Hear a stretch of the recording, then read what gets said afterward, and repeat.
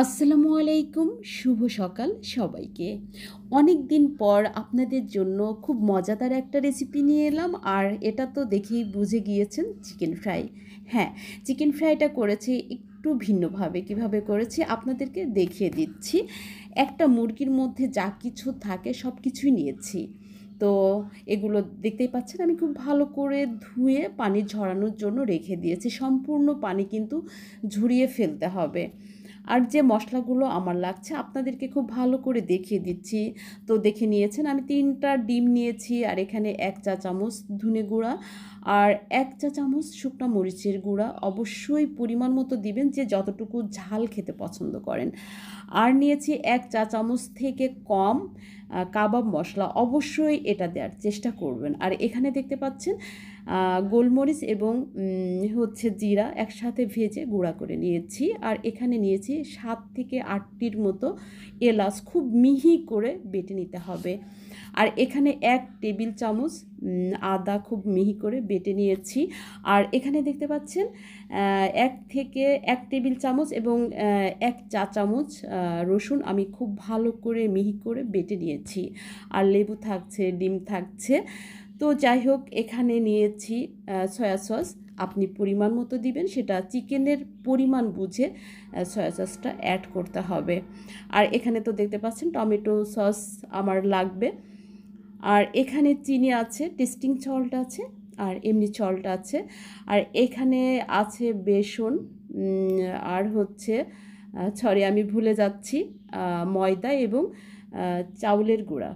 তো যাই হোক, আমি সব উপকরণ কিন্তু একসাথে মানে সব রেডি করে নিয়েছি। এভাবে নিলে কি হয় যে কোনোটা দিতে ভুল হয় না। আর যারা নতুন রাঁধুনি তাদের জন্য কিন্তু এটা অনেক বেশি সুবিধার।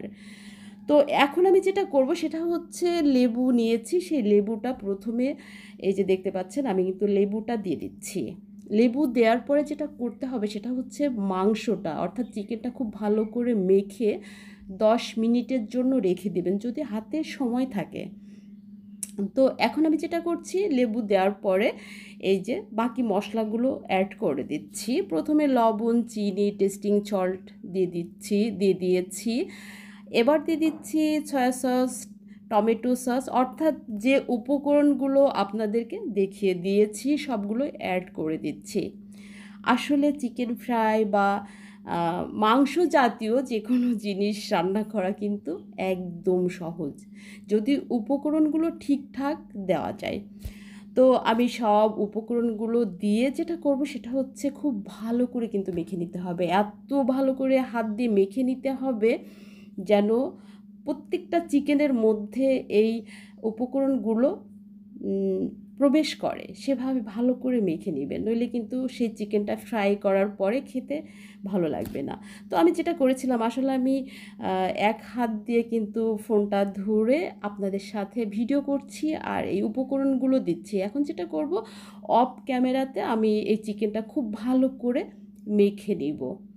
তো বন্ধুরা চলুন, এবার এই যে দেখুন, আমি কিন্তু খুব ভালো করে মেখে নিয়েছি এবং বক্সে এটা আমি যেটা করি সেটা হচ্ছে, আমি বেশ কিছু চিকেন একসাথে ম্যারিনেট করি এবং বক্সে করে ফ্রিজে রেখে দিই। আর যেটা আপনারা লক্ষ্য করেছেন, আমি কিন্তু পেঁয়াজ দিই নাই। কেন জানেন? যে পেঁয়াজ দিলে অনেক দিন রেখে দিলে টক হয়ে যায়। পেঁয়াজ দিতে পারেন অবশ্যই, সেটা ভেজে বেরেস্তার মতো করে দিতে পারেন।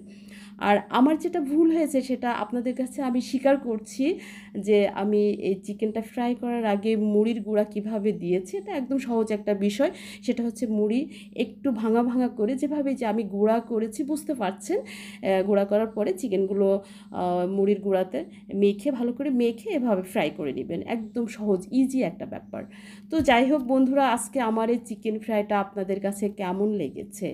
যদি ভালো লেগে থাকে অবশ্যই বাসায় একদিন হলেও ট্রাই করবেন, দেখবেন সবাই অনেক বেশি পছন্দ করবে। আর আমি অসুস্থ থাকার কারণে আপনাদের সাথে রেসিপি শেয়ার করতে পারি না, বিধায় অনেক আসলে দুঃখিত হওয়ার কিছু নাই, এটা আমার নিজস্ব ব্যাপার। তো যাই হোক, আজকের রেসিপিটা আপনাদের সাথে শেয়ার করলাম। আবারও আগামীতে অন্য কোনো রেসিপি নিয়ে আপনাদের সাথে হাজির হয়ে যাব।